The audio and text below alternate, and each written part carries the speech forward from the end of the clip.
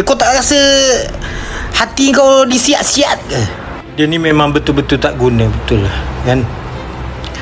Nak nasihat apa lagi? Orang tu hina agama.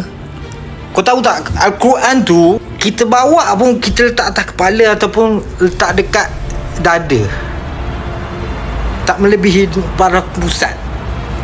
Hormatnya kita dengan Al-Quran. Kau boleh bagi statement macam tu seorang menteri agama.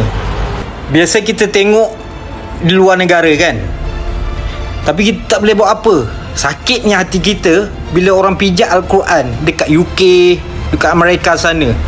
Tapi bila berlaku di negara kita sendiri, undang-undang di tangan kita, umum tahu Al-Quran ni kitab suci agama mana-mana pun memang tak boleh buat main, apalagi nak pijak macam tu. Sakitnya hati ni. Kau tak rasa hati kau disiat-siat ke?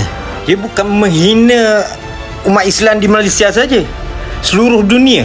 Seorang menteri agama boleh cakap macam tu.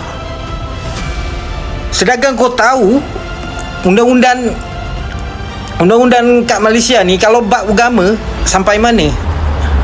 Kau tengok kes tuala berdarah sudah. Apa boleh buat kat dia orang? Sudah lepas macam tu je. Sepatutnya kau yang paling ke depan